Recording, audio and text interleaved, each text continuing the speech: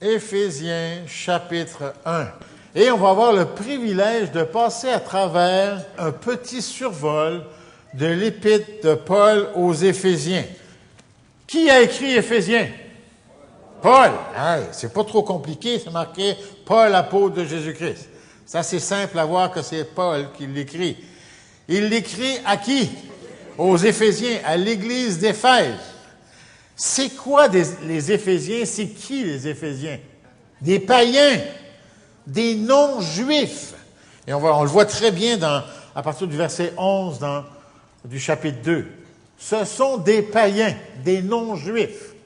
Alors, un petit secret, nous sommes des païens, des non-juifs. Donc, l'épître de Paul aux païens d'Éphèse pourrait très bien être l'épître de Paul aux païens de Montréal. Surtout qu'ici, on représente pas mal toutes les nations qu'il y a sur la terre, ou à peu près, là. Hein? Proche. Donc, c'est pour nous, c'est adressé à nous, et c'est adressé directement aux chrétiens païens d'Éphèse. Regardez, Paul, apôtre, verset 1, Paul, apôtre de Jésus-Christ, par la volonté de Dieu, aux saints qui sont à Éphèse et aux fidèles en Jésus-Christ, que la grâce et la paix vous soient données de la part de Dieu notre Père, et du Seigneur Jésus-Christ. Aux saints, aux fidèles d'Éphèse. C'est pas une épître pour l'évangélisation. Il y a de très bons versets pour l'évangélisation dedans, c'est sûr. Mais c'est une épître adressée aux chrétiens d'Éphèse. Donc, c'est adressé à l'Église, c'est adressé à nous.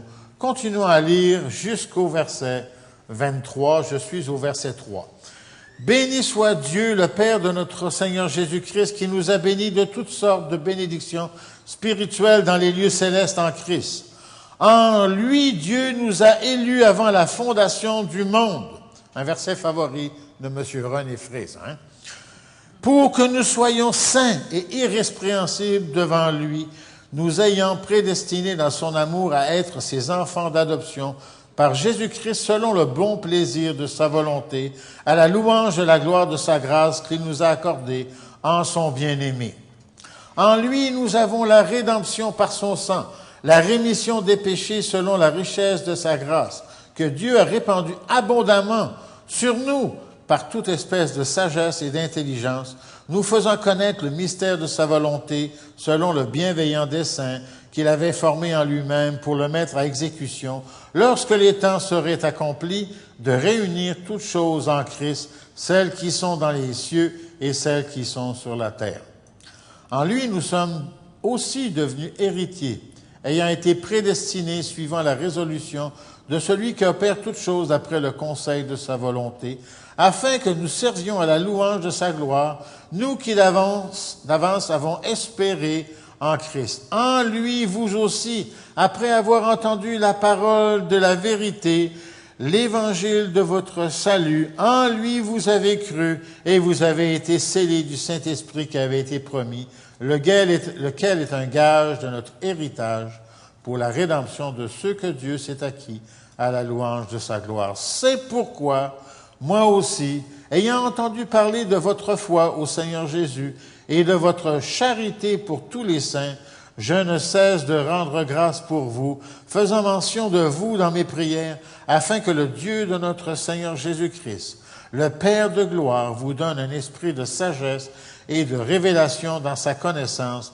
et qu'il illumine les yeux de votre cœur pour que vous sachiez quelle est l'espérance qui s'attache à son appel, quelle est la richesse de la gloire de son héritage qu'il réserve aux saints, et quelle est envers nous qui croyons l'infinie grandeur de sa puissance, se manifestant avec efficacité par la vertu de sa force.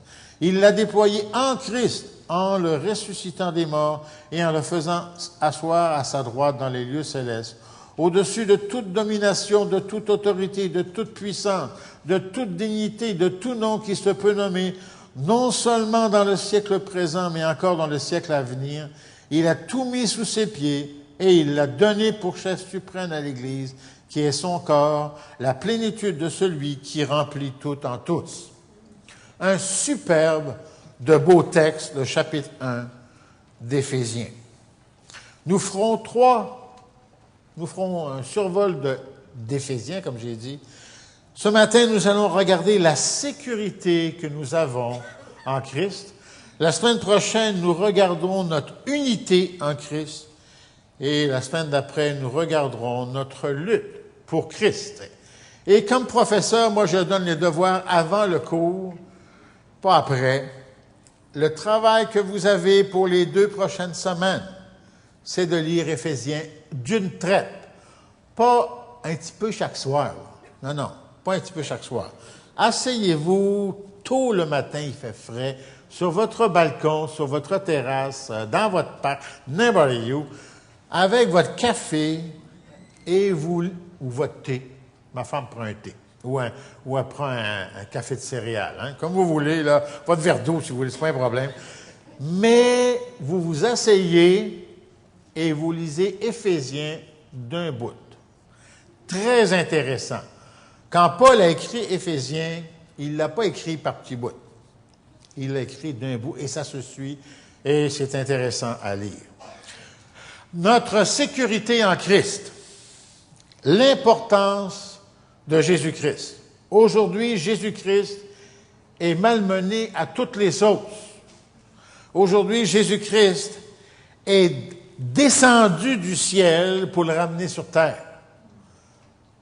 Combien de religions maltraitent le nom de Jésus-Christ, blasphèment envers Jésus-Christ et le rendent pas plus grand que n'importe quel statut de n'importe quelle religion.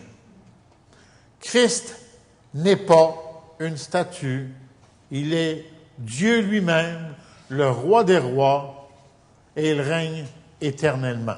Amen. Je recommence. Et il règne éternellement. Amen. Merci beaucoup. Là, j'ai eu peur. L'importance de Jésus-Christ. Avec Christ, nous avons tout. Sans Christ, nous avons rien. Et c'est ce qu'on va prendre le temps de regarder au travers du chapitre 1. Verset 3. Qu'est-ce que nous avons en Christ? Verset 3. Dieu, béni soit Dieu le Père de notre Seigneur Jésus-Christ, qui nous a bénis de toutes sortes de bénédictions spirituelles dans les lieux célestes en Christ. Dans les passages qu'on vient de lire, dans les 23 versets, 11 fois, en Christ revient. En Christ, en lui. 11 fois. Ça veut dire que si sur 23 versets, c'est répété 11 fois, ça veut dire que c'est important. OK? Tout ce que nous avons en Christ. Toutes sortes de bénédictions spirituelles dans les lieux célestes. Oui, mais vous allez me dire, si on les a dans les lieux célestes, je ne les ai pas ici. Pourtant, quand il développe, il nous parle de tout ce qui nous est réservé dans les lieux célestes et que nous avons maintenant. OK? Lorsqu'on achète une maison, on achète une hypothèque. On paye une hypothèque. Et on paye une hypothèque. Et on paye des intérêts. Et je me rappelle, la deuxième maison que mon épouse et moi on a achetée, c'était en 1981, 80-81, à 18% d'intérêt. Hey, attache ta tuque, hein? Puis l'année d'après, le toit me cause des problèmes à 20% d'intérêt. Donc ça, c'est la maison qu'on achète. Et quand on finit de payer, on a tout payé 2 ou 3 fois le prix de la maison. OK? Là, tu vas à la banque, tu es fier, tu dis, j'ai tout payé. Non. Il nous reste, Joël, une main levée ou une quittance. OK? On a encore quelque chose à payer. Puis l'année d'après, vous avez de l'eau qui monte 2 pieds dans le sous-sol, vous avez tout un sous-sol à repayer, ça vous coûte 25 000 piastres, vous avez encore une hypothèque. Les bénédictions spirituelles dans les lieux célestes que nous avons sur terre, nous les avons sans intérêt, sans quittance, gratos. C'est ce qu'on va développer un petit peu plus loin. Verset 4, qui nous dit, en lui, en Jésus-Christ, Dieu nous a élus avant la fondation du monde. Vous savez, l'élection, la prédestination, c'est un sujet qui a fait couler énormément d'encre. J'étais dans une église il n'y a pas tellement longtemps et j'ai prêché ce même message et j'ai parlé de l'élection, de la prédestination. On m'a presque lapidé. Bon, j'exagère un petit peu, là, OK? Mais mon ami, la parole de Dieu le dit. Que je ne le comprenne pas, ça c'est autre chose. Mais quand la parole de Dieu parle, qu'est-ce que je fais? J'écoute. Quand Dieu dit quelque chose, j'écoute et j'y crois. C'est Dieu qui parle. J'ai de la difficulté à comprendre que j'ai la responsabilité de dire oui quand Christ me parle pour le salut. Puis qu'en même temps, il me dit que j'ai été élu avant la fondation du monde, moi ou toi. Écoutez bien, il y a comme deux contradictions là. Mais la parole de Dieu, Dieu le dit. Je le crois. Dieu est au-dessus de ce que je comprends. Dieu est au-dessus de moi. Continuons. Je vois l'heure qui avance. J'espère que vous n'avez pas mis votre four pour midi et demi, 1 heure, hein? Parce que selon moi, vous êtes chez vous vers 2 heures, 2h15. On continue. En lui, Dieu nous a élus avant la fondation du monde dans un but, pour que nous soyons saints et irrépréhensibles devant lui. Frères et sœurs, en Christ, nous sommes élus, nous sommes saints, nous sommes irrépréhensibles devant Dieu. Pétez-vous pas les bretelles, pétons-nous pas les bretelles en nous disant, en nous regardant dans le miroir, hey, moi je suis saint, je suis irrépréhensible.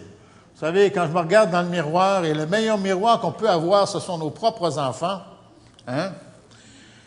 Et que je vois les mêmes faiblesses, les mêmes difficultés, les mêmes travers de caractère chez mes propres enfants, je suis loin d'être saint et irrépréhensible. Hein? Si vous n'avez pas d'enfants, parlez-en à votre époux, à votre épouse, là, il va vous en parler. Mais Dieu nous dit que nous sommes saints en Christ, que nous sommes irrépréhensibles devant lui. Nous ayons prédestiné, encore le mot prédestiné, hein, dans son amour à être ses enfants d'adoption, par Jésus-Christ, selon le bon plaisir de sa volonté, à la louange de sa gloire, de la gloire de sa grâce qu'il nous a accordée en son bien-aimé. Beaucoup de choses dans ce verset-là. Beaucoup, beaucoup de choses. Il nous a prédestinés dans son amour. Hey, il nous aime. L'amour, depuis avant la fondation du monde. Il a fait de nous ses enfants. Il nous a adoptés. Je m'appelle plus juste Dominique Guichard. Je m'appelle, tu t'appelles fils et fille du roi des rois. Fils et fille du roi des rois. Il a fait de nous ses enfants. Est-ce que c'était parce qu'il était forcé? Non, il le dit, selon le bon plaisir de sa volonté. Il l'a voulu, il l'a désiré. Je ne sais pas si vous comprenez, si nous comprenons toute la profondeur de cela. Il fait de nous ses enfants en Jésus-Christ, il l'a voulu.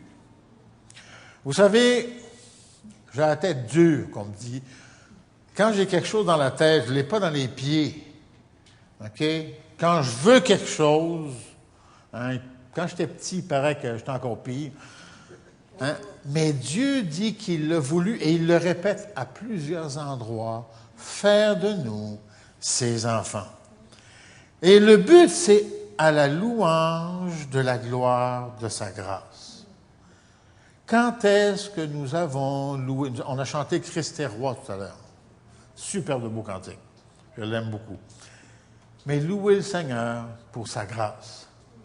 La grâce, c'est quelque chose que je ne mérite pas. C'est quelque chose que tu ne mérites pas et qu'il nous donne.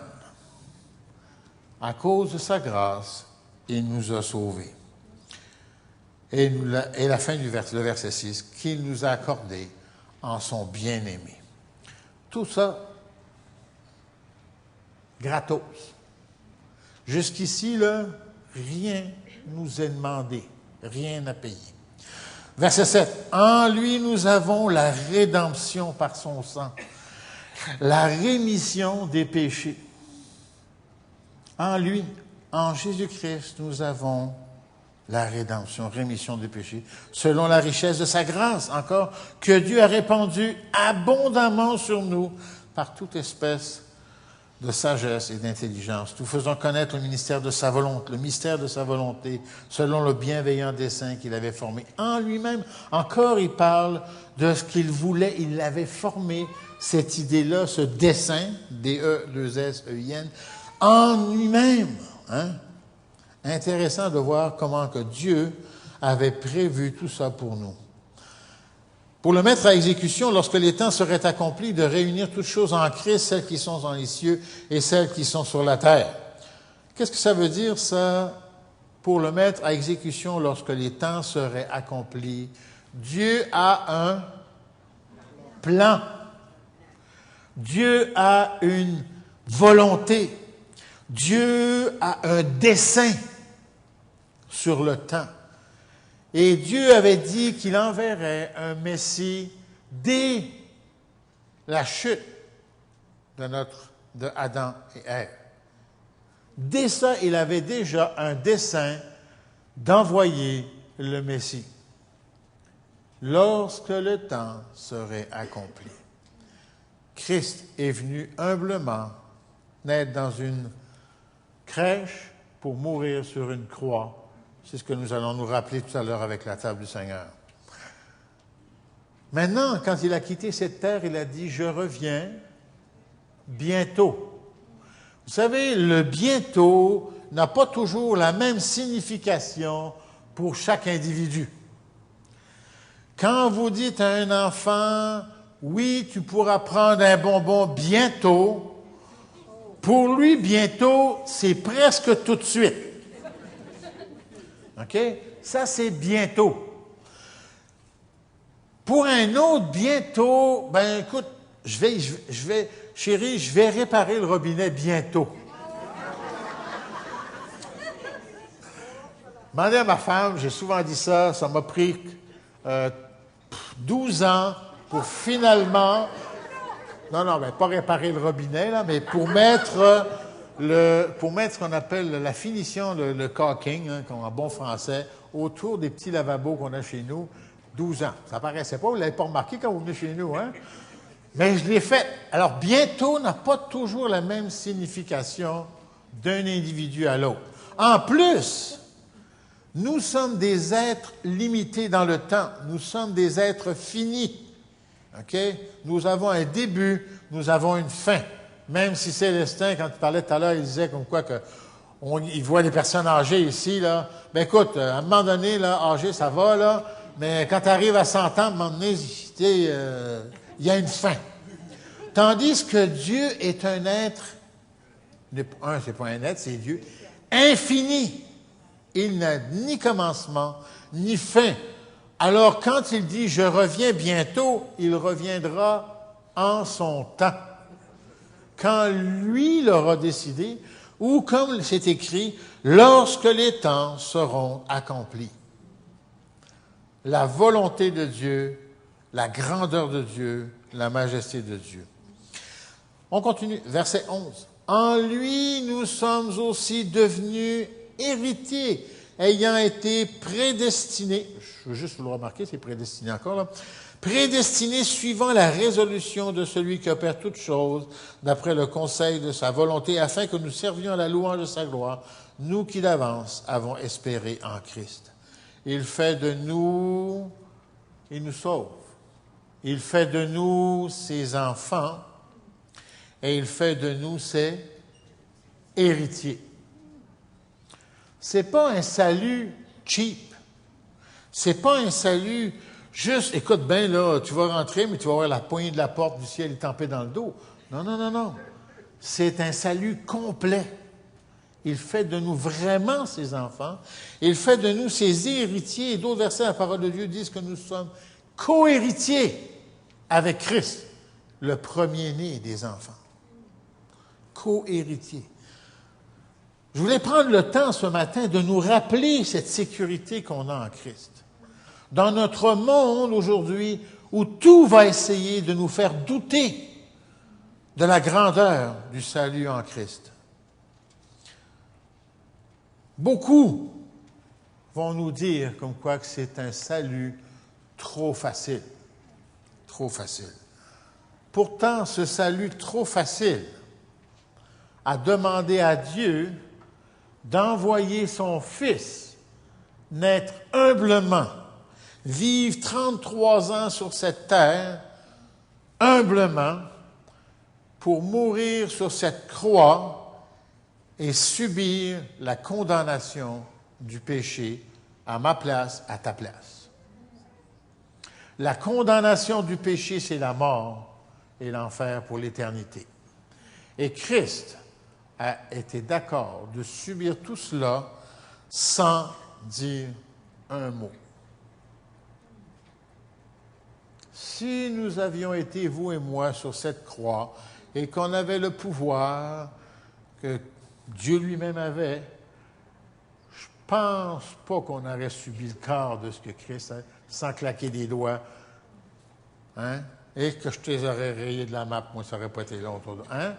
Mais ça, c'est ma nature pécheresse qui parle. Et lui, sans un mot, semblable à un agneau qu'on mène à la boucherie. Puis le mot boucherie a toute une signification là. Il a accepté de mourir sur cette croix.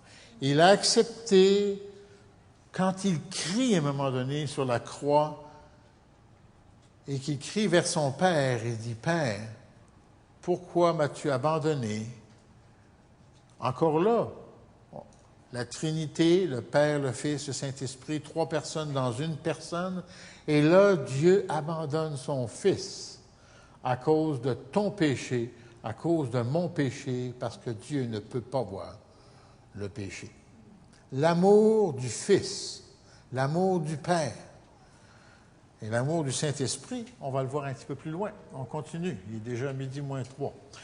J'avance. Verset 13. En lui, vous aussi, après avoir entendu la parole de la vérité et l'évangile de votre salut, en lui vous avez cru et vous avez été scellés du Saint-Esprit qui avait été promis.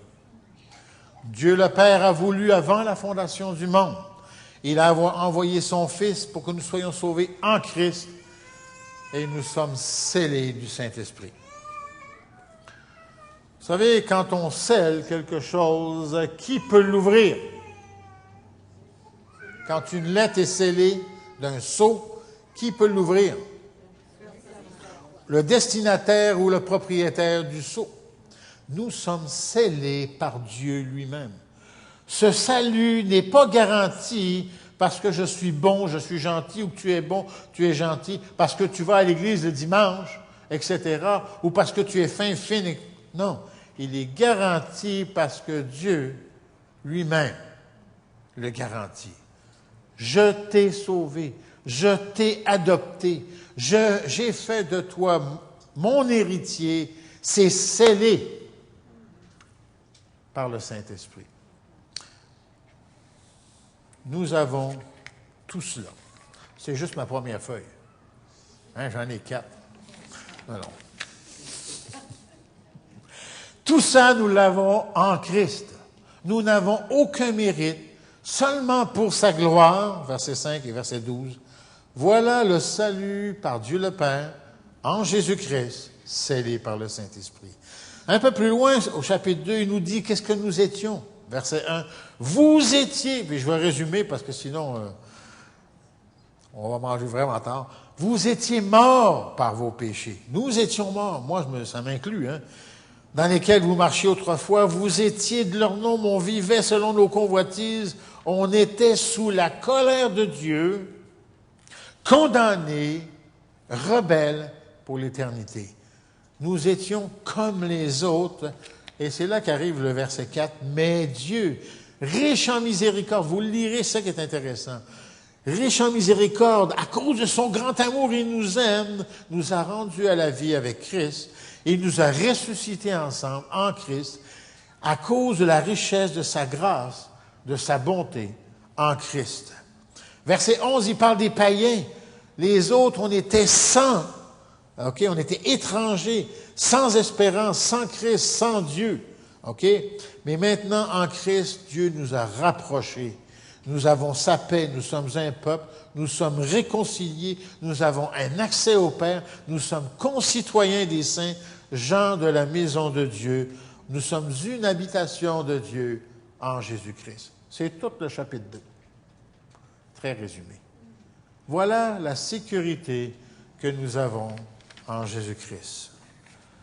Sans Christ, nous sommes rien. En Christ, nous avons tout. Si un matin tu te lèves, tu es découragé, déprimé, puis tu dis, est-ce que vraiment c'est ça? Satan est le maître du doute. Satan est le numéro 1 pour mettre dans notre esprit un doute. Lis Éphésiens chapitre 1. Ce ne sont pas des choses que nous aurons si nous sommes ça ou ça ou ça ou ça ou ça. Ce sont des bénédictions spirituelles dans les lieux célestes que nous avons maintenant en Jésus-Christ. Le salut que Dieu a pourvu pour ses enfants, nous, est un salut éternel. Ton nom, le jour que tu as dit « Je suis un pécheur », que tu as réalisé que le péché te condamnait pour l'éternité et que tu as dit « Je suis perdu » et que tu as demandé à Jésus « Viens me sauver », ce jour-là, ton nom a été écrit dans le livre de vie et personne ne peut l'effacer. Personne n'y a accès à part le Père, le Fils et le Saint-Esprit, et personne ne l'effacera. À ce moment-là, tu es, je suis devenu son enfant pour l'éternité. Et il nous prépare une place, une bonne place. Pas d'hypothèque, pas d'intérêt, puis pas de quittance, car Dieu a tout payé. En Christ, j'ai tout pour l'éternité. Tournez avec moi dans le chapitre 3, verset 14, et levons-nous, s'il vous plaît. Nous prendrons la table du Seigneur avec Fisné dans quelques instants. Levons-nous, je vais lire cela, suivez avec moi ou écoutez comme vous voulez. Et là, Paul, après tout ce qu'on vient de dire, dit « À cause de cela, je fléchis les genoux devant le Père duquel tire son nom toute famille dans les cieux et sur la terre, afin qu'il vous donne, selon la richesse de sa gloire, d'être puissamment fortifié par son esprit dans l'homme intérieur, en sorte que Christ habite dans vos cœurs par la foi, afin qu'étant enraciné et fondé dans l'amour, vous puissiez comprendre avec tous les saints quelle est la largeur, la longueur, la profondeur et la hauteur, et connaître l'amour de Christ qui surpasse toute connaissance, en sorte que vous soyez remplis jusqu'à toute la plénitude de Dieu.